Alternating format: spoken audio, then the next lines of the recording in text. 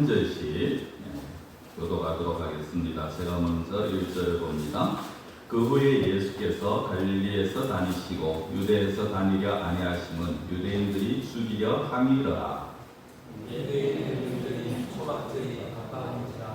그 형제들이 예수께 이르되 당신이 행하는 일을 제자들도 보게 여기를 떠나 유대로 가소서. 스스로 나타나기를 구하면서 묻혀서 일하는 사람이었다니 이 일을 행하려 하거든 자신을 세상에 나타내소서 하니 이는 그 형제들까지도 예수를 믿지 아니함이러라. 예수께서 이르시되 내 때는 아직 이르지 아니하였거니와 너희 때는 늘 준비되어 있느니라. 세상이 너희를 미워하지 아니하되 나를 미워하나니 이는 내가 세상의 일들을 악하다고 증언함이라. 너희는 명절에 올라가라. 내 때가 아직 차지 못하였으니 나는 이 명절에 아직 올라가지 아니하노라. 이 말씀을 하시고 갈릴리에 머물러 계시니라. 그 형제들이 명절에 올라간 후에 자기도 올라가실 때 나타내지 않고 은밀히 가시니라. 명절 중에 유대인들이 예수를 찾으면서 그가 어디 있느냐 하고 예수에 대하여 우리 중에서 수군거림이 많아 어떤 사람은 좋은 사람이라 하며 어떤 사람은 아니라 우리를 미혹한다 하나.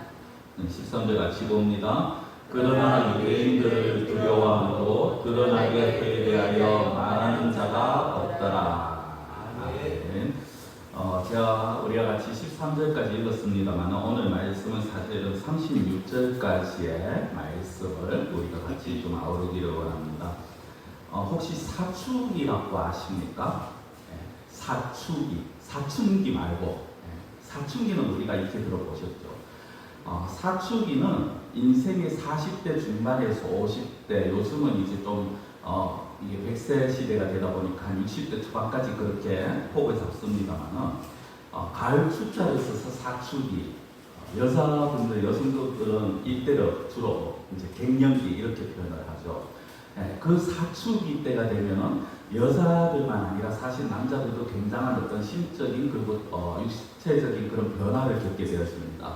그래서 가을에 그 가을 바람에 마치 마음이 움직이듯이 흔들리듯이 그렇게 변화가 있는 그래서 갱년기를 이제 보통 상담학적인 용어로 사춘기라고 그렇게 많이 사용을 하는데요.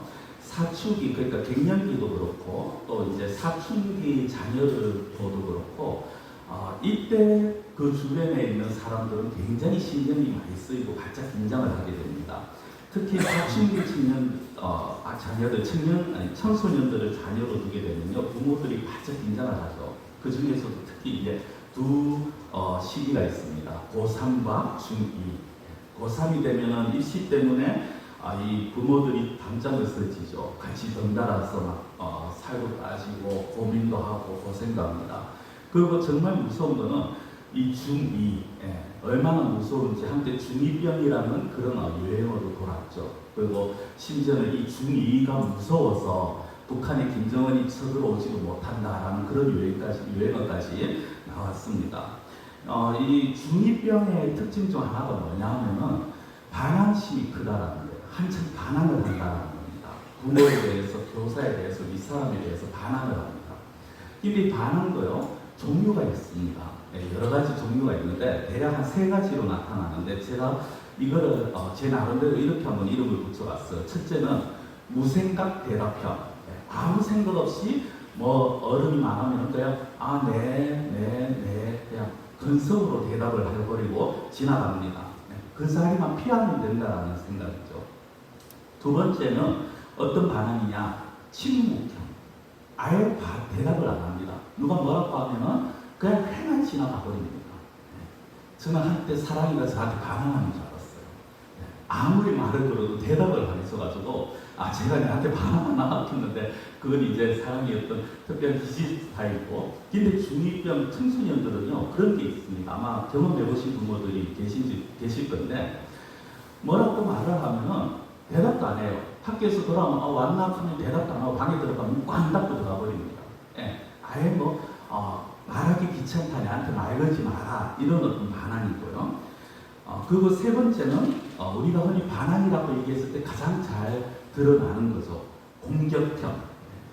아빠 엄마가 뭘 하는데 선생님이 뭐 하신다고, 목사는 뭘 한다고 내한테 바락바락 대듭니다. 따십니다. 이런 어떤 반항하는 스타일들이 있어요. 그런데 이 반항심이 청소년기에만 딱 있고 사라지면 괜찮은데 이게 계속 유지가 됩니다. 특히나 어디에서 또 많이 나타나느냐면 교회 안에 이런 반항심이 참 많이 나타나요. 교회에서 목사가 설교를 하면은 그냥 너는 떠들어라, 나는 내 갈 길 간다. 첫 번째 그거죠. 무생각 대답형. 목사님 목사 뭐라 하면 네 하지만은 실제 아무 목사하고 관계도 가지고 싶지 않고 대답도 하기 싫은 그런 어떤 스타일. 두 번째는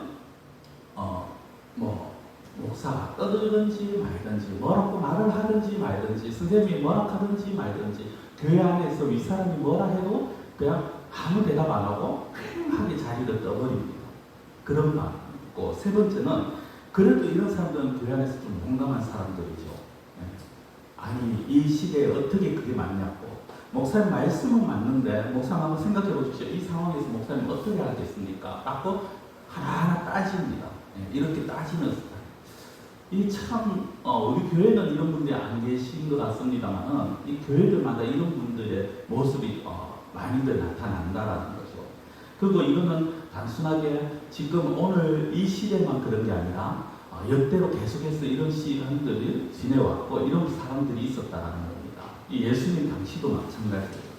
오늘 본문에 나오는 요한복음 7장 앞부분에도 사실 사람들의 반응이 차이가 있다 보니 이제 하나같이 예수님에 대한 어떤 반항심이 있는 자들입니다.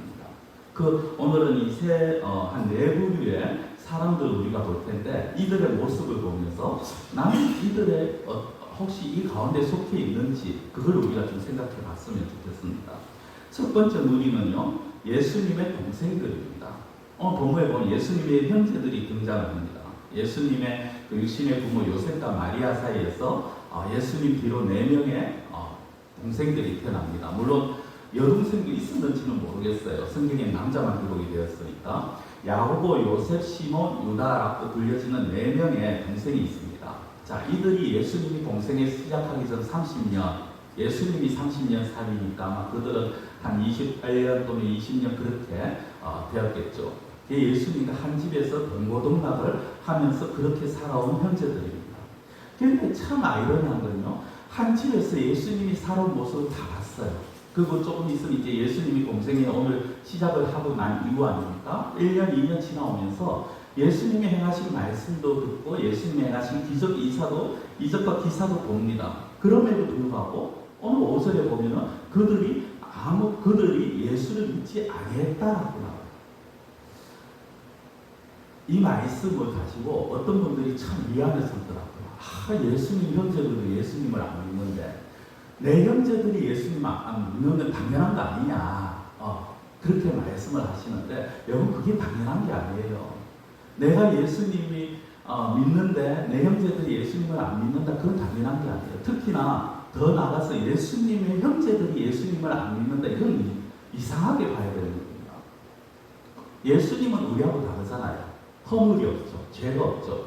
얼마나 완벽하신 분입니까? 하나님의 아들이시잖아요. 그 형의 살아온 모습을 그대로 봤어요. 그리고 그 형이 지금 나가서 스스로 메시아라고 말하고 그리고 많은 이적과 기사를 행하는 걸 충분히 보았습니다. 그럼에도 불구하고 아무도 예수를 안 믿었다는 거예요. 얼마나 이게 이상하고 한편은 아이러니하면서도 한편은 이게 참 의구심을 가지죠. 그런데 이런 모습을 이미 구약에서는 예언을 했었어요. 예언이 되어 있는 모습이죠. 시편 69편 8절에 보면 이렇게 나온다. 내가 나의 형제에게는 객이 되고 나의 어머니의 자녀에게는 낯선 사람이 되었나이다. 내 형제에게 어머니의 자녀도 내 형제 아닙니까? 다른 말이죠. 내 형제에게 내가 객이다, 외익이다, 낯선 사람이다, 성립 취급을 당한다. 저 우리하고 좀 이상한 사람인 것 같아요. 우리 형이지만은 우리하고 뭔가 좀 달라. 우리는 저 사람을 도저히 우리 형제라고 받아들일 수 없어. 이렇게 나오죠. 그 이들이 이 형제들 보십시오. 예수님을 믿지 않는다 거기서 끝나지 않고요. 예수님을 빈정됩니다. 예수님에게 비아냥거립니다. 그게 본문 3절 4절인데요. 이렇게 그들이 말합니다. 그 형제들이 예수께 이르되 당신이 행하는 일을 제자들도 보게 여기를 떠나 유대로 가소서. 스스로 나타나기를 구하면서 묻혀서 일하는 사람이 없나니 이 일을 행하려 하거든 자신을 세상에 나타내소서 하니. 우리가 글러보니까 별로 조금 크게 안 와닿습니다만 상당히 비아냥거리는 이게 말투거든요. 사실은 예수님이 이들도 예수님이 인기를 막 끌 때는 자신들도 좋았을 거예요. 한 예로 6장에 보면 오병이어의 기적을 딱 보여주면서 하니까 많은 사람들이 예수님을 왕으로 삼으려고 하니까 이들도 얼마나 기분이 좋겠습니까? 야, 우리 형이 왕이야. 그러면 우리도 뭔가가 되겠지. 많은 사람들이 또 예수의 동생이라는 것 때문에 그들도 또 치켜 세워주고 또 막 대우도 해주고 했겠죠. 그러니까 어느 순간 갑자기 자기 형이 이상한 말을 해요. 이렇게 사람들이 막 추대해주고 치켜 세워주면은 그냥 그대로 가면 되는데 갑자기 뭐 자기 형이 내가 내 살을 먹어야 된다, 내 피를 마셔야 된다 이상한 말을 합니다. 그러니까 사람들이 하나둘 떠나가기 시작하죠. 그리고 여기에서 제자라는 것 역시 이제 그 예수를 따르는 무리들 아닙니까? 12제자가 아닌 예수를 따르는 무리들 있고 그들도 떠나갑니다. 어쩌면은 떠나가면서 그냥 안 떠나갔을 것 같아요. 어이구 너가 형 하는 거 봐라. 너가 형 분명히 정신이 이상하다. 가서 검사 한번 해봐라. 확인 한번 해봐라. 그런 온갖 소리들을 했겠죠. 그러니까 이 동생들도 굉장히 마음이 또 상했을 것입니다. 그런 상황에서 지금 이 말이 뭐냐면요. 이런 거예요.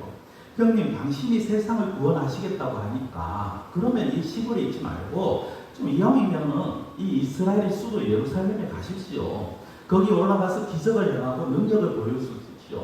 별 많은 사람이 당신께 돌아올 것이고 지금 또 안 그래도 초막절 아닙니까? 많은 사람들이 예루살렘에 모이니까 당신을 들으는 게 얼마나 좋냐.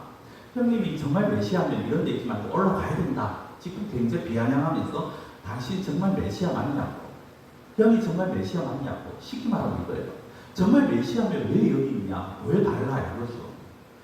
어떻게 보면 동생들 이렇게 자신을 믿지 않고 형 자신을 비아냥거리는 이 동생들에게 그 예수님이 마음이 굉장히 상하실 수 있을 겁니다. 그럼에도 불구하고 이 예수님은 어떻게 말씀을 하십니까? 6절에 보시면 이렇게 말씀하세요. 예수께서 이르시되 내 때는 아직 이르지 아니하였거니와 너희 때는 늘 준비되어 있느니라. 여기에 보면요. 내 때는 아직 이르지 아니하였다. 예수님의 때가 있다는 거죠. 예수님의 때가 아직 되지 않았다는 거예요. 여러분 모든 것에는요. 때가 있습니다. 그것도 가장 좋은 때가 있어요. 가장 좋은 시기가 있어요. 예수님의 때는 예수님의 때가 있습니다. 그 때가 언제입니까? 그건 하나님의 시간이고 하나님의 말씀이고 하나님의 명령이죠. 하나님이 말씀하시면 아무리 하기 싫은 일이라도 예수님은 하셨어요. 그러나 하나님이 또 말씀하시면 본인이 아무리 하고 싶은 일이라도 하지 않으셨습니다. 그 단적인 이야기가 바로 십자가 사건 아닙니까? 예수님은 항상 하나님의 말씀, 하나님의 시간, 하나님의 때에 맞추어서 움직이셨죠. 그래서 형제들이 그렇게 예수를 비아냥거리고 빈정대도 예루살렘에 올라가지 아니하십니다. 성경에 보면요. 그때 이 형제들이 말한 그때가 아니라 며칠 후에 따로 예루살렘에 올라가십니다. 근데 제가 왜 예수님의 형제들을 말씀드리느냐, 이런 부류가 오늘날 교회 안에 있을 수 있다는 거예요. 예수님을 가장 잘 믿어야 될 처지에 있는 자들, 가장 잘 믿을 수밖에 없는 그런 환경에 있는 자들이 예수님을 안 믿습니다. 그렇죠? 우리 오늘도 보면요, 예수님을 정말 잘 아는 처지에 있는 자들이 있어요. 가장 잘 믿을 수밖에 없는 그런 환경에 있는 자들이 있어요. 그런데도 불구하고 교회와 담을 쌓는 자들이 있습니다. 우리 교회가 그렇다는 게 아니라 한국 교회가 보면 그렇다는 거예요. 목사의 자녀들, 믿음 좋다는 장로 권사의 자식들이 교회와 담을 쌓고 신앙생활을 그냥 겉도는 그런 모습들을 제가 가끔 보게 되어집니다. 어떤 경우에는요, 헌신적으로 정말 봉사하고 눈물로 기도하는 아내의 남편이 숨을 거두는 그 순간까지 하나님을 거부하는 그런 모습도 본 적이 있습니다. 무엇을 말합니까? 환경이 예수를 믿게 만드는 게 아니더라는 거예요. 많은 사람들은 말을 합니다. 장로 자녀니까, 목사 자녀니까 오죽 잘 믿겠나. 권사님 자녀니까 정말 신앙생활 잘하겠지. 아니요. 환경이 아니더라는 거죠. 좋은 신앙의 집안에서 자라나고 그 집안에서 살고 있기 때문에 자연스럽게 신앙의 믿음이 들어가는 게 아니더라는 겁니다. 어떤 면에서 보면 이들의 마음에는 예수님에 대한 반항의식이 남아 있다는 거죠. 자, 그 또 다른 반항자들이 있습니다. 예루살렘 사람들입니다. 두 번째로 우리가 볼 것은, 자, 14절 이후에 보면요, 예수님께서 이제 예루살렘에 따로 올라가십니다. 그리고 그곳에서 성전에서 가르칩니다. 그런데 사람들이 수군대요. 뭐라고 수군대느냐면, 야, 저 사람 봐라. 배운 것도 없는데 우리한테 가르친다. 지가 어디서 배우지도 못했는데 그를 자기가 어떻게 알고 우리에게 가르치지? 대학도 뭐 요즘으로 말하면 이거 고등학교도 못 나오고 대학도 못 나온 주제에 어디서 교사 짓을 하지? 이렇게 지금 수군대고 가르치는 겁니다. 예나 지금이나 우리나라나 이스라엘이나 똑같은 것 같습니다. 왜 그렇게 학벌을 중요시 여기는지. 그래서 오죽하면요, 바울이 자기 편지에 자기를 무시하지 못할 그런 말도 하잖아요. 내가 가브리엘 문화에서 배웠다. 그게 뭐냐면 이스라엘로 말하면, 우리나라로 말하면요, 스카이, 서울대, 연세대, 고려대 이 정도의 학벌입니다.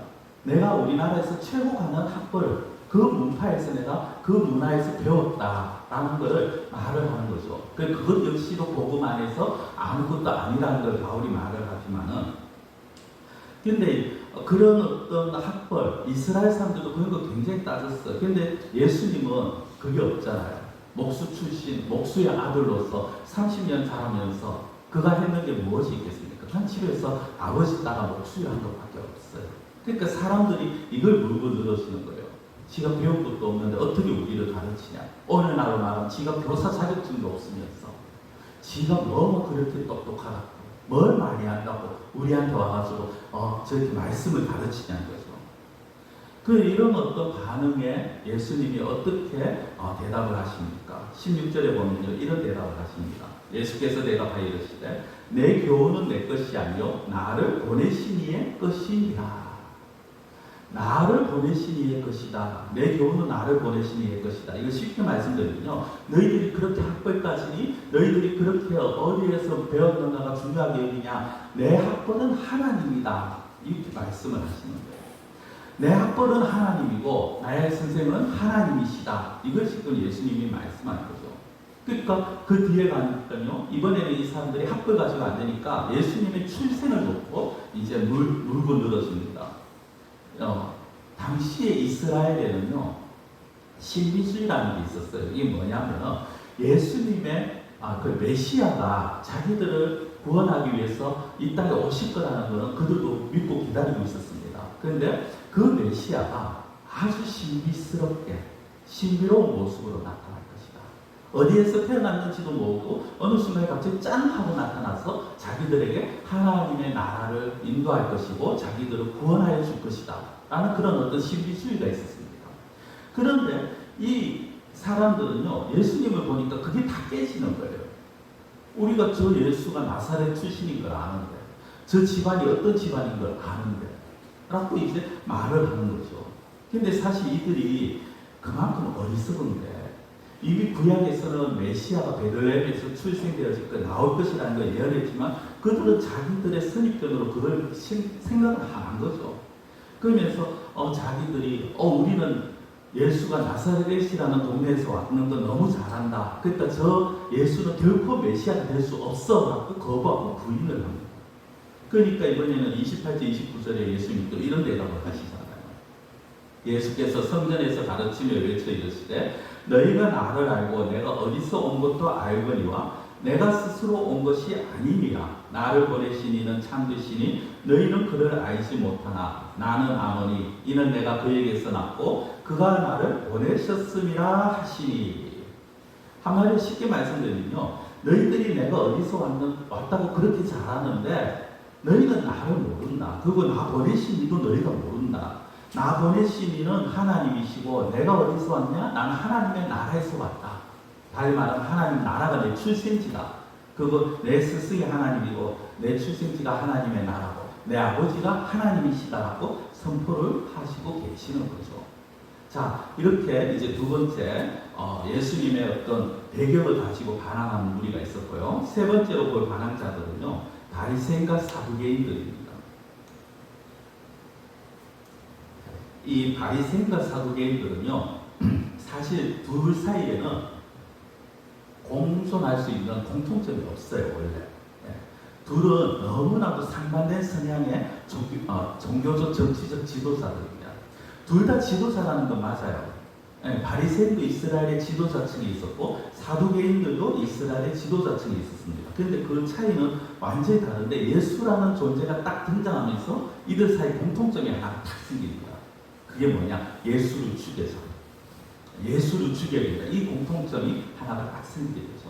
자, 먼저 바리새인들 잘 아시다시피 이들은요, 율법을 지키기 위해서 온 힘을 쏟는 자들입니다.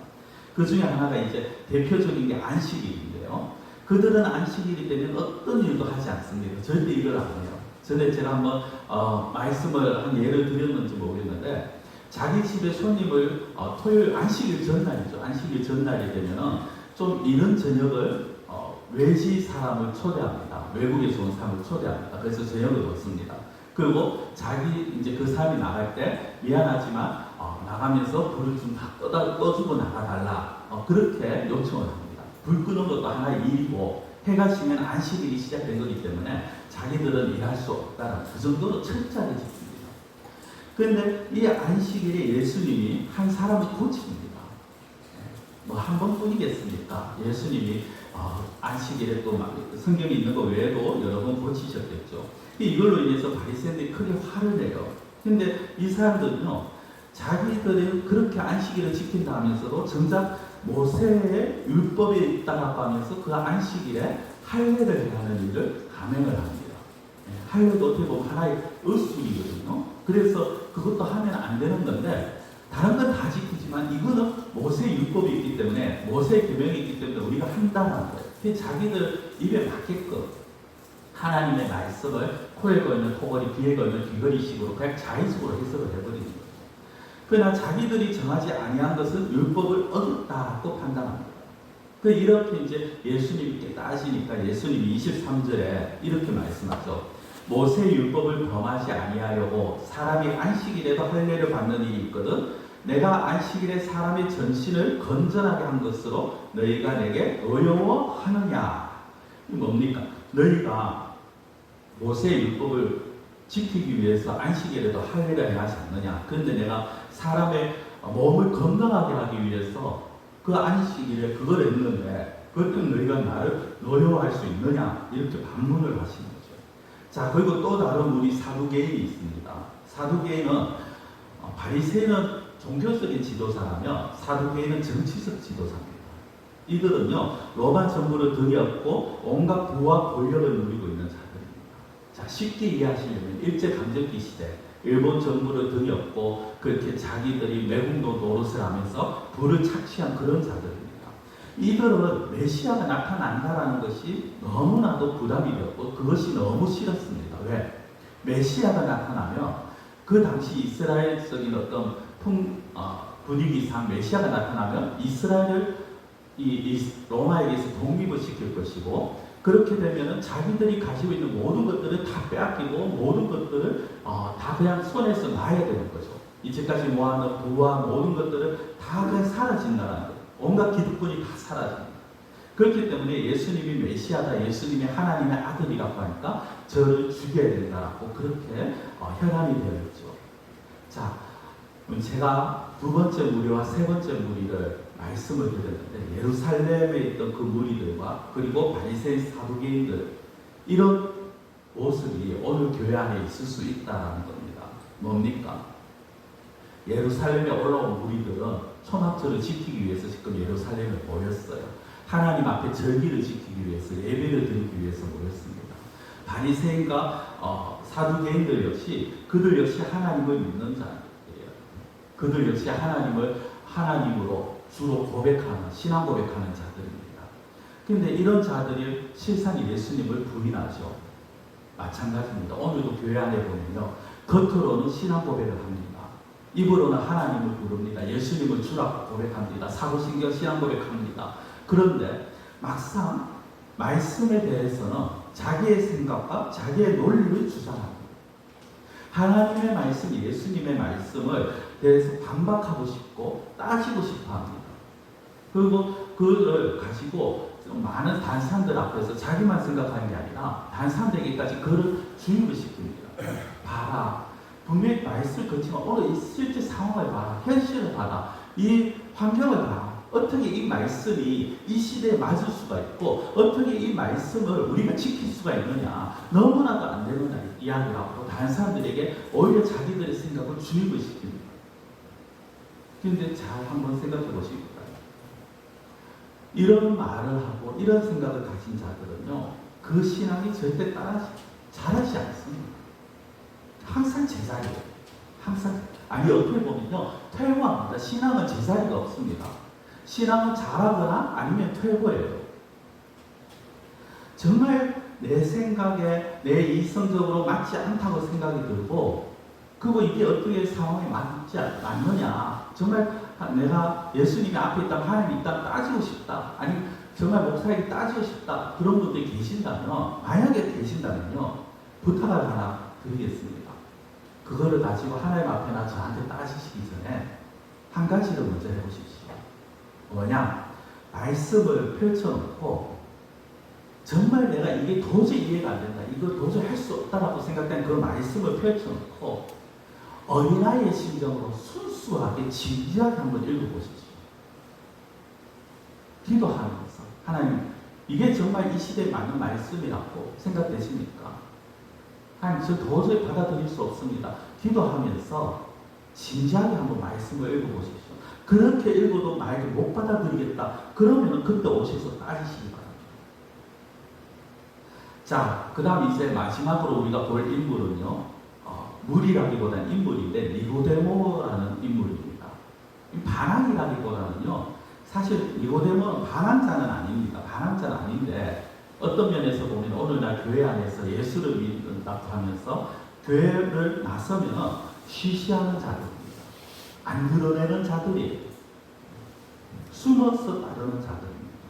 자, 우리가 7장에 보면요, 나 집에 가셔서 1절부터 우리 36절까지 한번 천천히 읽어보시기 바랍니다. 그 7장에 보면 수많은 사람들이 그 와중에도 예수님을 따라요. 50절에 보면 그 와중에 또 이스라엘 사내들이 공의회라는 곳에서 이 일을 가지고 또 심각하게 의논을 합니다. 수많은 사람들이 예수님을 따르니까. 그런데 그 중에 보면은 예수님을 변호하는 인물이 나와요. 그가 니고데모인데 이 사람이 언젠가 아마 이 앞에 여러분 기억을 하실 겁니다. 한밤중에 예수님을 찾아온 그 인물이 바로 이 니고데모입니다. 그런데 이 니고데모의 모습이요, 조금 아쉬운 모습을 보입니다. 왜? 뭐가 아쉽냐? 왜 그가 공회원 앞에서, 다른 사람들 앞에서 적극적으로 변호하거나 따르는 모습을 보이지 않을까? 사실 50절에 보면요, 이 니고데모가 예수님을 변호하는 것 같아요. 그런데 변호하는 와중에 그 예수님을 변호하는 것 같은데 그 와중에 어떤 모습을 보이느냐 하면 자기 변호를 먼저 하고 있습니다. 자기를 먼저 보호막을 쳐놓고 예수님에 대해서 말을 해요. 어떻게 그럴 수 있느냐? 당당하게 나서서 예수님을 왜 말하지 못하느냐는 거죠. 그런데 이런 인물이, 이런 사람들이 오늘 교회 안에도 있을 수 있다는 겁니다. 어떤 자들입니까? 예수님에 대해서 부인하지 않습니다. 예수님에 대해서 반항하지 않아요. 말씀을 들으면 그렇지, 그 말씀이 맞는 말씀이야, 하나님의 말씀이니까 옳은 말씀이야 하고 인정을 합니다. 그런데 뭐가 문제냐면 항상 자기가 문제예요. 예수님에 대해서 호의적이긴 한데 자기의 이익이 우선이 되어야 합니다. 예수님 믿는 것 때문에 내가 손해를 보거나 예수님 믿는 것 때문에 내가 어려움 당하고 싶지 않습니다. 이건 믿음이 아니죠. 많은 사람들 앞에서 예수님에 대해서 말을 하고 많은 사람들 앞에서 예수님에 대해서 드러내고 예수님을 믿어야 된다고 그렇게 하지만 정작 문제가 생겼을 때 그 말씀 앞에서 자기는 난 손해보기 싫다라는 거죠. 나는 불이익을 당하기 싫다라는 거죠. 이건 믿음이라고 말할 수 없는 거죠. 성도 여러분, 믿음은요, 생명을 들어야 하는 겁니다. 우리가 지난주에 매출설이었고 그 전주에 했는 말씀을 기억하실지 모르겠습니다. 그 지지난 주일에 우리는 말씀 마지막에 베드로의 고백을 보게 되었습니다. 요한복음 6장 68절 말씀인데요. 시몬 베드로가 대답하되 주여 영생의 말씀이 주께 있사오니 우리가 누구에게로 가오리까? 많은 사람들이 예수님이 내 살을 먹어라 내 피를 마셔라 했을 때 저 이상하다 정신병자다 하는 식으로 다 예수님을 떠날 때 예수님이 베드로에게 너도 가겠느냐 너도 떠나겠느냐 했을 때 했는 베드로의 고백이죠. 영생의 말씀이 주께 있사오니 우리가 누구에게로 가오리까? 이게 어떤 말씀입니까? 예수님 외에는 내가 갈 곳이 없습니다. 우리가 갈 곳이 없고 예수님 외에는 따를 대상이 없습니다 라는 고백입니다. 이게 믿음이죠. 여러분들 이게 단순히 나는 하나님 믿습니다. 난 예수님 믿습니다가 아닙니다. 편을 봐가면서 적당하게 하겠다는 게 아니죠. 나는 더 이상 다른 게 없다. 내가 의지할 대상은 다른 데 없다라는 겁니다. 어떻게 보면 사방의 모든 것을 스스로 쳐내는 것입니다. 내가 의지할 만한 대상, 내가 기댈 만한 대상 다 스스로 쳐내는 거죠. 내가 따르는 일은 오직 예수님뿐입니다. 우리가 누구에게 갈 수 있습니까? 어디로 갈 데가 없습니다. 그래서 믿음은요, 이러한 사생결단 또는 일사각오 이 정신으로 예수님 편에 서는 자도 이것이 바로 믿음인 것입니다. 말씀을 맺겠습니다. 성경은 오늘 제목 어디에 속해 있는가? 여러분은 누구의 편에 속해 계십니까? 어느 무리들에 속해 계십니까? 예수님의 동생들처럼 정말 가장 잘 믿을 수 있는 환경이 있으면서도 불구하고 예수님을 부인하고 계시지 않습니까? 아니면 바리새인과 사두개인들처럼 아니면 예루살렘 사람들처럼 형식적으로 믿고 정말 나에게 어떤 어려움을 주면 내가 그 예수님을 죽이려고까지 하는 그 예수님을 대놓고 배반하는 그런 모습을 보이고 있지는 않습니까? 아니면 니고데모처럼 정말 예수님을 믿지만 그 역시 어떤 자기의 불이익이 닥쳐질까봐 자기의 어려움이 닥쳐질까봐 숨어서 시시하는 그런 모습. 만약에 이 내 무리에 관한 모습이라면 이제는 결단을 하시기 바랍니다.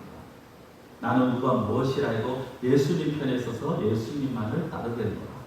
예수님만이 나의 길과 나의 생명이고 아무리 힘들고 어려워도 아무리 신앙생활하기 고통스럽다 해도 예수님만을 붙들고 불을 지켜놓고 다짐하고 결단하실 때 그때 하나님의 나라가 여러분들에게 임하실 것입니다. 이 결단의 은혜가 우리 성도님에게 임하시기를 축원합니다. 기도드리겠습니다. 사랑의 하나님 아버지, 예수님을 따르